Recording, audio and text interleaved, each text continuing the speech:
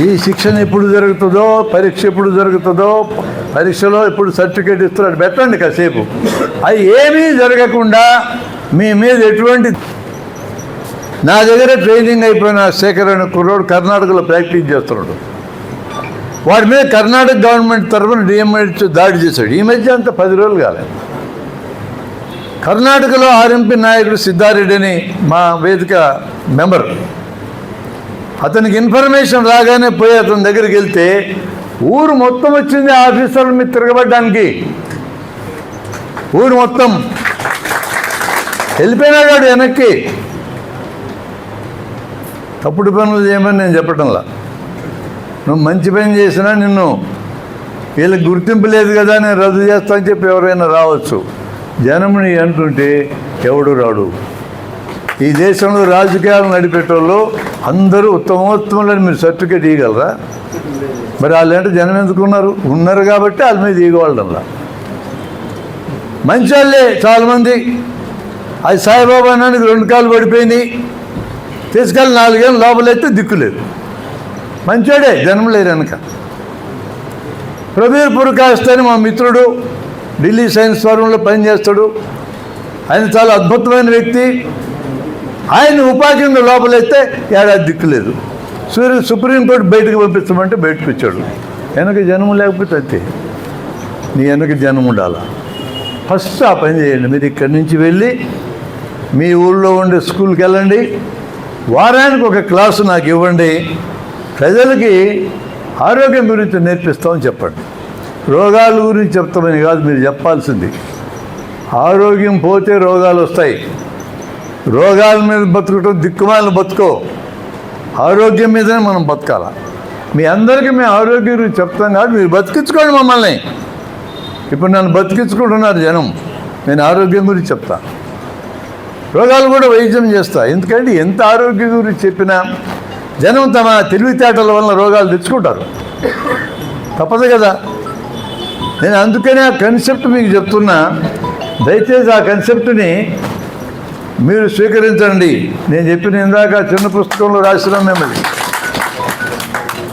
₹1 ఖర్చు లేకుండా, ₹1 ఖర్చు లేకుండా, ఒక్క మందు వాడకుండా, డాక్టర్ దగ్గరికి పోకుండా, మీ దగ్గరికి కూడా పోకుండా, మా దగ్గరికి ఎటు రానవసరం లేదు, ఆసుపత్రుల్లో చేరకుండా 180 రోగాలు జనమే బాగు చేసుకోగలరు. ఇది నేర్పండి. అప్పుడు జనం రోగం వస్తే నీ దగ్గరికి వస్తారు. బతకండి దాంతో. ఈ బుక్లో రాసిన దాన్ని ఫస్ట్ చాప్టర్లో ఉంటుంది. ఇది నేను డెవలప్ చేసిన కన్సెప్ట్. దీనికి నేను సాక్ష్యాలు మీకు చూపించాలన్నా? కరోనా రోగం ప్రపంచమంతా ఉచ్చలవోసుకున్న రోగం. అది కరోనా రోగంలో పాజిటివ్ అంటే రోగక్రిమి లోపల ఉన్నట్లు లెక్క. పాజిటివ్ వచ్చిన వాళ్ళలో 135 మందికి ఒక్క లక్షణం కూడా లేదు. మరో 45 మందికి కొద్దిగా దగ్గు, కొద్దిగా జలుబు, కొద్దిగా ఒళ్ళు నొప్పులు మాత్రమే ఉన్నాయి. 45 + 35 80. 180 మంది కరోనా రోగులకు వైద్యం అక్కర్లేదు. నేను సాక్ష్యం చూపిస్తాను.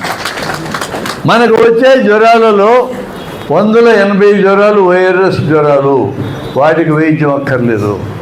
వైరస్ మీద యాంటీబయాటిక్స్ పనిచేయవు. మీరు దయచేసి వైరస్ జబ్బులకి యాంటీబయాటిక్స్ వాడద్దు.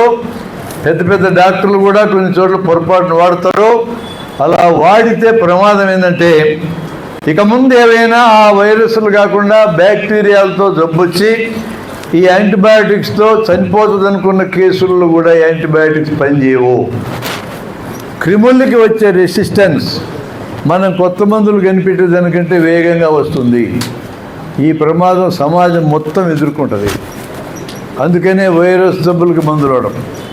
మనకంటే ఎంత అభివృద్ధి అయిన బ్రిటన్లో ఫ్యామిలీ డాక్టర్ ఉన్నారు. అక్కడ ఒక డాక్టరు 100 కుటుంబాలకు బాధ్యుడు. నేషనల్ హెల్త్ సర్వీస్ అంటారు దాన్ని. ఈ కుటుంబాల్లోంచి ఎవరైనా ఫోన్ చేసి డాక్టర్కి, మా ఇంట్లో మా అబ్బాయికి మా అమ్మాయికి జ్వరం వచ్చిందండి అంటే వాళ్ళు ఏమంటారో తెలుసా అండి? లక్షణాలు అడుగుతారు. ఒళ్ళు నొప్పులు, తలనొప్పి, జ్వరం సార్, ఏమన్నా ఫిట్స్ వస్తున్నాయా అంటాడు. రావడం లేదు. కడుపులో తీవ్రమైన నొప్పి వచ్చి మెలితిరిగిపోతున్నారా? లేదు. ఒంటేళ్ళలో కానీ మరో నవరంధ్రాలు ఏదో రంధ్రం నుంచి రక్తం పడుతుందని అడుగుతాడు. లేదు. ఇవేమీ లేకపోతే ఇది వైరస్ జ్వరమో. మీరు 7 రోజుల పాటు నా దగ్గరికి రావద్దు.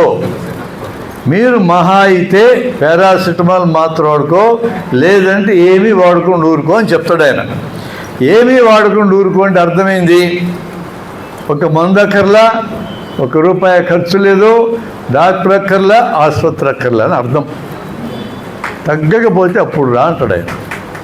మరి అంత అభివృద్ధి అయిన దేశంలో, అంత అభివృద్ధి అయిన ఆరోగ్య యంత్రాంగం ఉన్న దేశంలో ఆ రకమైన లైన్ తీసుకుంటే మన దేశానికి ఏమొచ్చింది? ఆ లైన్ ఎందుకు తీసుకోరు?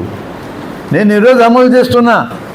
నా దగ్గరికి జ్వరమని వచ్చినా జ్వరమని రానక్కర్లే, ఫోన్ చేయి, ఫోన్లోనే నీవే అడుగుతా, నీకు వచ్చింది వైరస్ జ్వరం, నువ్వు ఎక్కడికి వెళ్ళొద్దు, వారమైనాక నాతో మాట్లాడని చెప్తా. కరోనా పీరియడ్లో కొన్ని వేల మందికి నేను ఫోన్లో ఇట్లే సలహా ఇచ్చాను. ఎప్పటికి ఇబ్బంది లేదు. ఎప్పుడు నేను సలహాను మారుస్తానంటే, జ్వరం పెరిగినా 102 కంటే దాటినా, పల్సాక్సి 93 కంటే తగ్గినా, ఊపిరి పీల్చే వేగం 23 కంటే పెరిగినా, ఇప్పుడు నువ్వు ఇంట్లో ఉండొద్దు, ఖచ్చితంగా ప్రభుత్వ ఆసుపత్రికి వెళ్ళు. ప్రైవేట్ ఆసుపత్రులు మూతేస్తారు మన అదృష్టం కొద్ది ఆ టైంలో. అవి ఉంటే చచ్చి ఉండవు జనం అక్కడే. గవర్నమెంట్ హాస్పిటల్కి వెళ్ళు. వాళ్ళని విచారించి హోమ్ ఐసోలేషన్ కానీ ఆసుపత్రి ఐసోలేషన్లో కానీ 15 రోజులు పెడతారు. ఎంతమందిని? 100 మంది పాజిటివ్ వస్తే 15 మందిని. ఈ 15 మంది కూడా దాదాపు అందరూ ఐసోలేషన్తో బాగా ఇళ్ళకి వెళ్ళారు. ఎంతమందికి బాగైందండి పెద్ద మందులు లేకుండా? 95. కరోనా లాంటి సాక్ష్యాన్ని మీ ముందు పెట్టినాక ఇక మీకు అనుమానం ఎందుకు నా మీద? నేను చెప్పిన కన్సెప్ట్ అది. ఇంకొక 10% జబ్బులు, కొద్దిపాటి మందులు, కొద్దిపాటి వైద్యం, డాక్టర్ అక్కర్లా, ఆసుపత్రి అక్కర్లా.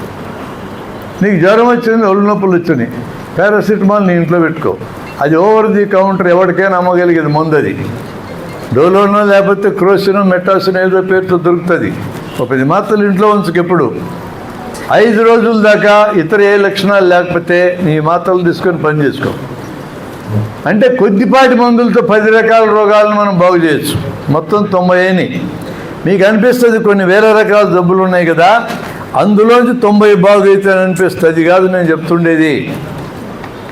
మొత్తం దేశంలో ఉన్న 140 కోట్ల మందికి ఏ రోగమో సంవత్సరంలో ఎన్నిసార్లు వస్తుంది, ఆ టోటల్ సంఖ్యలో 90 రోగాల రకాల్లో 90 కాదు. ఒక రకమైన రోగం 1000 వస్తుంది సంవత్సరానికి 1000 మందికి.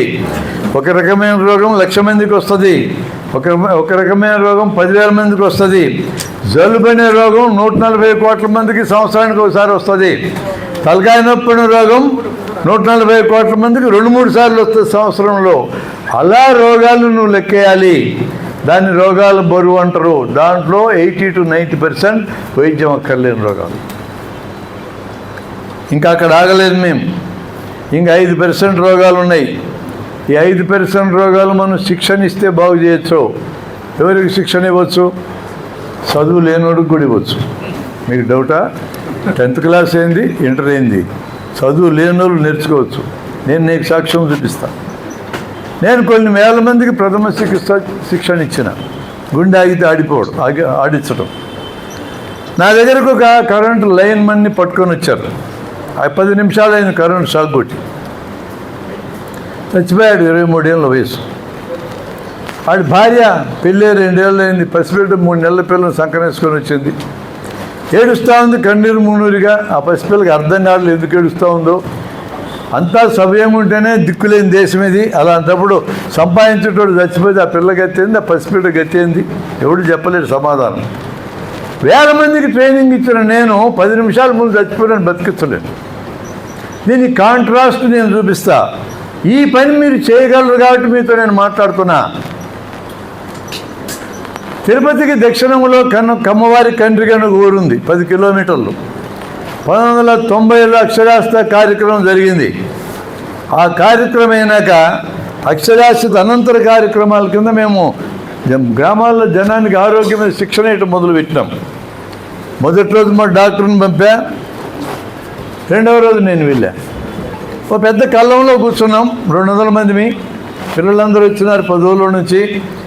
పాము ధరిస్తే ఏం చేయాలా, తెలుగు పెడితే ఏం చేయాలా, కరెంటు షాకు, పిడుగు పెడితే, పురుగు మందులు తాగితే ఎట్ట బతికించాలా, బావిలో మనిషి మునిగిపోతే ఎట్ట బతికించాలి, ఇవి చెప్తా ఉన్నాను నేను. ఈ పొలాలకు పోయే రైతులు ఒక 4 కాడిమాళ్ళు అక్కడ పడేసి ఎద్దుని చెట్టుకు గట్టేసి కూర్చున్నారు. ఇదేందో మా సంగతి చెప్తున్నట్టే ఉందని. మధ్యాహ్నం దాకా విని, ఏం సార్ ఇవన్నీ మా గదా చెప్పాలా, ఈ పిల్లలు చెప్తున్నారు ఏందన్నారు వాళ్ళు. ఆ పిల్లలందరూ మీ పిల్లలేరా, 20 గ్రామాల నుంచి వచ్చినారు, తిరిగి గ్రామాల్లో నేర్పించడానికి మేము చెప్తున్నామన్నాం. అయితే మంచిదేలే అన్నారు. ఇక సాయంత్రం 4ంటికి మేము క్యాంపు క్లోజ్ చేయాలి. మేము క్యాంపు నిర్వహించే పద్ధతి విలక్షణంగా ఉంటుంది. మేము డబ్బులు ఖర్చు పెట్టాం. అసలు 200 మందిని 200 ఇళ్ళకి పంపించినాం బో తినడానికి. వాళ్ళ ఇళ్ళల్లో బో పెడతారు, మా దగ్గర వచ్చి తినిపోతారు. మాకేం ఖర్చు. ఇప్పటికీ అట్లే చేస్తాం. మేము గ్రామాల్లో ట్రైనింగ్ ఇస్తే పోయా మాకు ఛార్జీలు ఖర్చు అయింది అంతే. నేను కర్నూలు నుంచి తిరుపతి పోతే ఛార్జీలు అంతే. ఆ మాత్రం ఛార్జీలు నేను పెట్టుకోగలను, మా డాక్టర్ పెట్టుకోగలడు. మేము కూడా ఒక ఇంటికి పోయి తింటాం. ఒకరోజు చికెన్ దొరుకుతుంది, ఒకరోజు పప్పు దొరుకుతుంది, ఒకరోజు కారం దొరుకుతుంది, ఇంకొకరోజు ఏం దొరకదు. అట్లుంటుంది మా బతుకు. అడక తినేటో టైపు. అట్లా వెరైటీ తిండి దొరుకుతుంది. మేము రోజు వచ్చి మాట్లాడుకుంటాం ఈ తిండి గురించి. పైగా ఇంకో లాభమేం జరుగుతుంది మాకంటే, తిని వెంటనే హోటల్లోలాగా బయటికి రావడానికి వీలు పడదు. 10 నిమిషాలు వాళ్ళతో కూర్చొని లోకాభిరామాయణం మాట్లాడాలా. మాకు సోషలైజేషన్, స్నేహం పెరుగుతుంది వాళ్ళతో. ఇలా జరుగుతుండేది ఆ క్యాంపు. వీళ్ళు సాయంత్రం 4ంటికి మేము బయటకు వస్తుంటే ఆపి, ఎట్లా పోతారు మీరు మా ఊరు నుంచి అన్నారు. అదేంద్ర ఇప్పటిదాకా బాగున్నారు కదా, ఇప్పుడేంది ఇట్లా అడ్డం వచ్చినారు అన్నాం మేము. లేదా మీరు అందరి ఇళ్ళకి పోయినారు కదా తినడానికి, మా ఇళ్ళకి రారేంది, మా ఇళ్ళకి వచ్చి తినిపోదురు రండి. అది ప్రేమతో కూడినటువంటి అటకాయింపు. ఇది జరిగిన 1 నెలకి వర్షాకాలం వచ్చింది. ఇప్పుడు జాగ్రత్తగా వినండి. వర్షాకాలం పిడుగులు, ఉరుములు. మీకు తెలుసు కదా, మెరుపులంటే అర్థమైంది. అర్జునుడు ఆకాశంలో పోతా ఉంటే రథానికి చీల జారిపోతే అది మన నెత్తన పడితే పిడుగు. అది మా చిన్నతనంలో మా అమ్మ నాన్న చెప్పింది. మరి చీల జారిపోతే చక్రం ఏమవుతుందిరా, అది జారదా, అది జారితే తలకాయలు పగలుతాయి. అట్లా నమ్ముకునే వాళ్ళం మేము. పారదా అర్జున అనుకుంటూ తిరిగేవాళ్ళం ఉరుములు ఇస్తే. మీరు కూడా తిరిగిన వాళ్ళు ఇక్కడ ఉన్నోళ్ళు కూడా అదే బ్యాచ్ అంతా. పిడుగు పట్టడం అంటే కరెంటు షాక్. అది మెరుపు తగిలినా అంటే పిడుగు పడినా గుండె ఆగిపోద్ది, కరెంటు షాక్ తగిలినా గుండె ఆగిపోద్ది, హార్ట్ అటాక్లో కూడా కొంతమంది గుండె ఆగిపోద్ది, మందు ఇచ్చేటప్పుడు రియాక్షన్ వస్తే కూడా గుండె ఆగిపోద్ది. మీరు ఇది గుర్తుపెట్టుకోవాలా. మీరు మందులు ఇచ్చేటప్పుడు రియాక్షన్కి విరుగుడు మందు దగ్గర లేకుండా మందులు కాకండి. నేనైతే పోనట్లా. ఈ 4 సందర్భాల్లో గుండె ఆగితే ఇది నేర్పించినాం మేము ఇక్కడ పిల్లలకి 200 మందికి.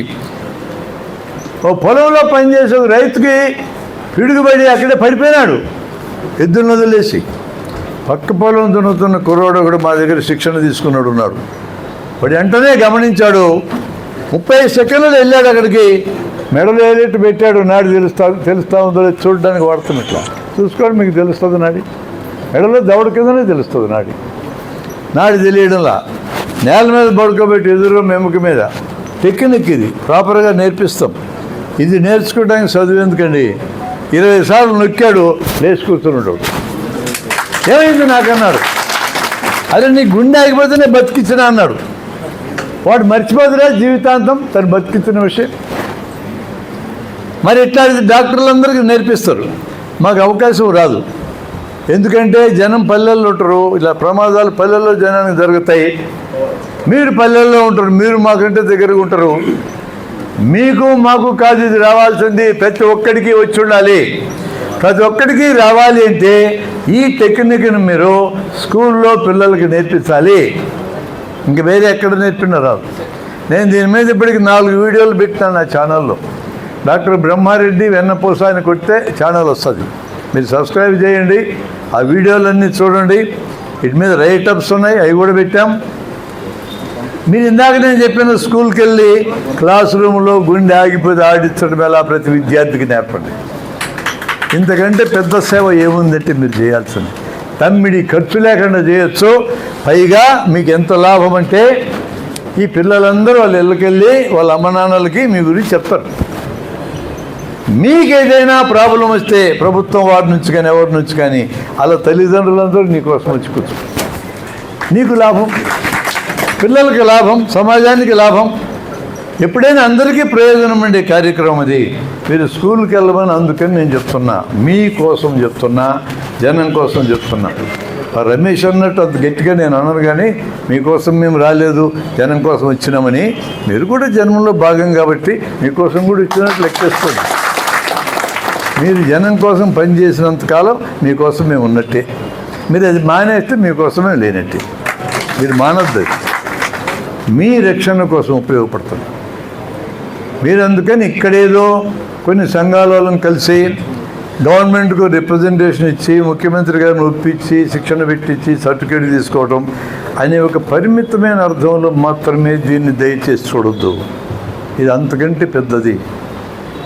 ఎందుకంటే 3 అంశాలే మేము తీసుకున్నాం శిక్షణలో. మేము ఆ రోజు మీటింగ్ జరిగినప్పుడు రంగారావు గారు వాళ్ళ డాక్టర్ని విరేచనాలు వస్తే ఎడ చెప్తారు చెప్పమని అన్నాడు ఆయన. వాళ్ళు పవర్ పాయింట్ వేసినారు, ఇంగ్లీష్లో వాయించినారు. బ్రహ్మారెడ్డి మీరైతే ఎడ చెప్తారు అన్నారు. ఆయన పోల్చుకోవడానికి పెట్టినాడు. నేనైతే పవర్ పాయింట్ వేయను సార్ అన్న. మరి ఎడ చెప్తావని, నేను జనానికి అర్థమయ్యేటట్టు చెప్తా సార్ అన్న. అదేందో నాకు అసలు చెప్పన్నాడు. శరీరం నిండా నీళ్ళు ఉండాలి, విరేచనాలు అయితే నీళ్లు తగ్గిపోతాయి. తగ్గిపోతే నాడి వేగం పెరుగుతుంది, తర్వాత రక్తం గడ్డగడుతుంది, ఆ తర్వాత మనిషి డీహైడ్రేషన్తో మరణిస్తాడు. శరీరం నిండా నీళ్ళు ఉండాలి అనేదాన్ని జనానికి అర్థమయ్యేటట్టు చెప్పాలి సార్ మేము. ఇప్పుడున్న మూఢనమ్మకం ఏంటంటే కింద నుంచి నీళ్లు పోతే పై నుంచి తాపకూడదు, తాపితే పోతాయి అనే మూఢనమ్మకం ఉంది. దీన్ని వదిలించకుండా విరేచనాల గురించి మనం చెప్పలేము అన్న. మరి నువ్వు ఎట్లా వదిలిస్తావు అన్నాడు. నేను ఒక ఉదాహరణ చెప్తా సార్. ఒక తొట్టి ఉంది పశువులకు నీళ్ళు తాపడానికి. తొట్టి నిండా నీళ్ళు ఉన్నాయి, అంటే శరీరం నిండా నీళ్ళు ఉన్నాయి. అప్పుడప్పుడు ఆ తొట్టిని కడగడానికి కింద ఒక తూము ఉంది, దాన్ని గుడ్డపీలకి అడ్డం పెట్టినాం నీళ్ళు బయటికి పోకుండా. గుడ్డపీలకి అడ్డం పెట్టి పైన నిండా నీళ్లు పోస్తున్నాం. మనిషి కూడా అంతే, కింద స్ప్రింక్లర్ ఉంటుంది, బయటికి పోకుండా పట్టుకుంటుంది, శరీరం నిండా నీళ్ళు ఉన్నాయి. ఏదో పిల్లోడు ఒకటి ఆడుకోవడానికి వెళ్ళి ఆ గుడ్డపీలకి పీకినాడు, తొట్టికి విరేచనాలు పెట్టినాయి, నీళ్ళు పోవడం మొదలైనవి. ఇప్పుడు తొట్టులో నీళ్లు తగ్గిపోతున్నాయి. ఈ సమస్య పరిష్కారం కావాలంటే 2 మార్గాలు ఉన్నాయి సార్. ఒక మార్గం కింద నీళ్లు పోతున్న వేగం కంటే ఎక్కువ వేగంగా పైనుంచి నీళ్ళన్నా పోయాలా, లేదా గుడ్డపీలకి మళ్ళీ అద్దం పెట్టి ఆ కొరవబడిన నీళ్ళు నింపాలా అన్నా నేను. ఇప్పుడు తొట్టి కంటే గుడ్డపీలకి అడ్డం పెట్టి మళ్ళీ నీళ్ళు పోస్తా, కానీ మనిషి గుడ్డికి ఏం అడ్డం పెట్టాలా అని కుదరదు కదా సార్. అందుకని ఎన్ని నీళ్లు కింద పోతే అంతకంటే ఎక్కువ నీళ్లు పైనుంచి పోయాలా అని చెప్తా సార్ జనానికన్నా. అట్టయితే అర్థమవుతుంది సార్ వాళ్ళకి. ఇక నువ్వు పవర్ పాయింట్ అయితే అర్థం కాదు సార్. అర్థమైంది ఆయనకి, జనానికి ఎట్లా చెప్పాలా, మేము ట్రైనింగ్ ఎట్టే వాళ్ళు మీకు అర్థమైంది. తర్వాత ఇట్లాంటి జనరల్ సబ్జెక్టులు అయితే చెప్తారు, కానీ కాన్పు గురించి సబ్జెక్ట్ చెప్పలేరు అన్నారు. ఛాలెంజ్ చేస్తారు. వాళ్ళకి అనుమానం వచ్చింది మా మీద, ఈ నా కొడుకులు ఎవరు ఈ జన విజ్ఞాన వేదికలు వచ్చి మాకు పోటీ తగులుతున్నారని. మేము ఎప్పటి నుంచో ఉన్నాం జనం ఆరోగ్యానికి చెప్పడంలో, 86 నుంచి పనిచేస్తున్నాం మేము. కాన్పు కష్టమైతే గుర్తుపెట్టేది ఎట్లా అని ఒక సబ్జెక్ట్ మేము చెప్పాం. పేషెంట్ నడుచుకుంటూ వస్తుంటే కొన్ని పాయింట్లు చెప్పగలమన్నా. ఉదాహరణకి అమ్మాయి పొట్టిగా ఉందనుకో, ఈ అమ్మాయి కాన్పు కష్టమైందని చెప్పగలం. 4-10 కంటే పొట్టిగా ఉంటే కాన్పు కష్టమైంది, లావుగా ఉంటే కష్టమవుతుంది చెప్పగలం ముందే అన్న. దగ్గరకు వచ్చి 5 నిమిషాలు మాట్లాడితే చెప్పగలమన్నా. ఇదివరకు 2 కాన్పులు అయినాయి సార్ నాకు, 2 సిజేరియన్ చేసినారు, ఇది 3వ కాన్పు అన్నదనుకో, మాట్లాడితే తెలిసింది. 2 సిజేరియన్లు అయితే 3వ కాన్పు కష్టమయ్యే అవకాశం ఉంది, చెప్పగలం. స్టెత్తో పరీక్ష చేస్తే చెప్పగలమన్నా. స్టెత్ గుండె మీద పెట్టగానే గరగర శబ్దం తెలుస్తుంది, అమ్మాయి గుండె జబ్బు అని తెలిసింది. గుండె జబ్బు ఉన్న అమ్మాయికి కాన్పు కష్టమైందని చెప్పగలం. చిన్న పరీక్షలు చేస్తే చెప్పగలం. హెచ్బి చేయించా, హెచ్బి 5 గ్రాములను వచ్చింది, ఈ అమ్మాయికి కాన్పు కష్టమవుతుంది చెప్పగలం. స్కానింగ్ చేస్తే చెప్పగలం. బిడ్డ అడ్డం తిరిగి ఉంటే తెలుస్తుంది, బిడ్డ అడ్డం పడుకుంటే తెలుస్తుంది. మాయ గర్భసంచి ద్వారం దగ్గర ఉంటే కష్టమవుతుంది చెప్పగలం. కాన్పు నొప్పులు మొదలైనాక కూడా చెప్పగలం. నొప్పుల మధ్యలో ఆగిపోతే కష్టమవుతుంది. కాన్పు సగమైన తర్వాత చెయ్యి ముందుకు వచ్చిందనుకో, తలకాయ రాకుండా కష్టమవుతుంది చెప్పగలం. అట్లా వివిధ దశల్లో ఎట్లా కష్టమవుతుందని చెప్పగలము మేము వివరించినాం.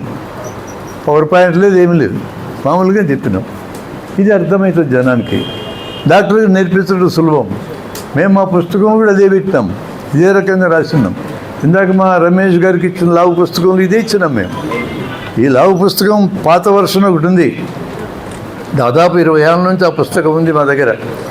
ఆ పుస్తకంలో మేము అన్ని జబ్బులకి మందులు కూడా రాసినాం. మా ఇష్టం, మేము రాసినాం. మమ్మల్ని ఎవరు అడ్డు పెడతారు? జనానికి నాలెడ్జ్ ఇవ్వాలని రాసినాం. ఇప్పుడు ఆ బుక్ను అప్డేట్ చేసినాం, లేటెస్ట్ కరోనా డేటా సహా ఇచ్చినాం. మొత్తం అప్డేట్ చేసిన పుస్తకం ఇప్పుడు ఈరోజు ఆయనకి ఇచ్చింది నేను. ఈ అప్డేట్ చేసిన దాంట్లో కూడా మందులు ఉంటాయి. కానీ ఆ రోజు చర్చలో ఏం జరిగిందంటే, వీళ్ళ కమిటీ చర్చలో అని అది భయం. అందుకని వీళ్ళకి మందుల గురించి చెప్పకూడదని కండిషన్ పెట్టినారు మాకు ఈ డిస్కషన్ అంతా అయినాక మధ్యాహ్నం భోజనానికి లేచినప్పుడు రంగరాజు గారు నా పక్కకు వచ్చి, బ్రహ్మారెడ్డి ఈ పుస్తకం మా వాళ్ళతో కాదుగా నువ్వు రాయన్నాడు. విడిగా మాట. నాకు టైపింగ్లో సహాయపడే నా కంప్యూటర్కి 5,000 లెక్కించాడు ఆయన నిర్ణయం గొప్ప నిర్ణయం తీసుకోండి. ఎందుకంటే వాళ్ళు రాస్తే అవ్వదు ఆ పుస్తకం ఎప్పటికీ. వాళ్ళు నేను అనుమానిస్తున్నాను కాదు, ఈ పుస్తకం రాయడం అలవాట్లేదు.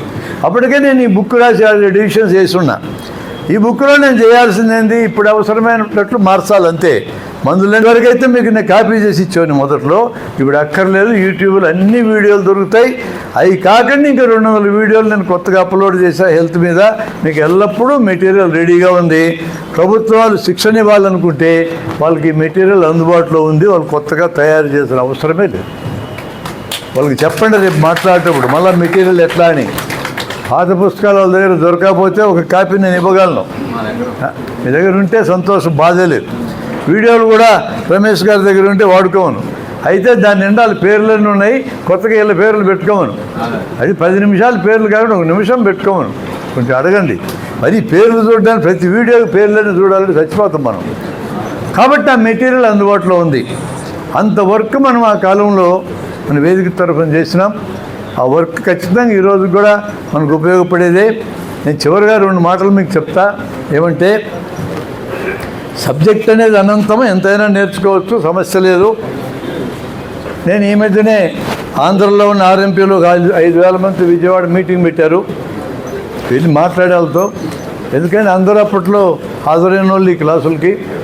వాళ్ళకి అక్కడ చెప్పాను నేను, మీరు ఒక్కొక్క మనిషి అంటే అర్థం ఒక ఆర్ఎంపీ 30,000 ఆర్ఎంపీలు కాదండి, తప్పది. ఒకటి అంటే ఇంటూ 100 మీ లెక్కది. ఒక్కొక్కరు 100 మందిని ఇన్ఫ్లుయెన్స్ చేయగలరు మీరు. కాబట్టి మీ బలము నిజంగా 30,000 కాదండి, 30 లక్షలు మీ బలం. 30 లక్షల మంది ఓటర్లని ఏ ప్రభుత్వమైనా వదులుకోవడం అంటే ఆ ప్రభుత్వ అధినేతలకు తెలివి లేదని అర్థం. నేను పెద్ద మాట అన్నాను కదా, ఈ మాట వాళ్ళకి వినపడాలని అన్నా నేను. ఆ తెలివి రాజశేఖర రెడ్డికి ఉన్నందుకే ఆ రోజు కార్యక్రమం స్టార్ట్ చేశాను. ఆ తెలివి ఇప్పుడు వీళ్ళకి కూడా ఉండాలని నేను కోరుకుంటున్నాను.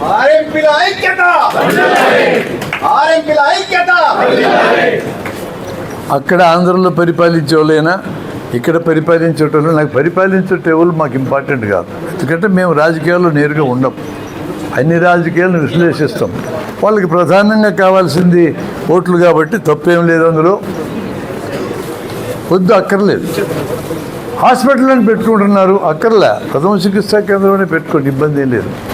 గ్రామాల్లో పనిచేయడానికి ఇప్పటికీ కూడా నా లెక్క ప్రకారం ఎంబీబీఎస్ డాక్టర్లు రారు. నంబర్ ఎంతన్నా పెరగని రాదు. ఎంబీబీఎస్ చదువు నేర్పించేటప్పుడు గ్రామాలకు వెళ్ళి ప్రజల దగ్గర పనిచేయాలని ఊరు నేర్పడంలా. మీరు ఆశ్చర్యపోతారు నేను కొన్ని విషయాలు చెప్తే. ఇప్పుడు మీరందరికి కూడా ఒక విషయం తెలుసు ఇప్పటికే.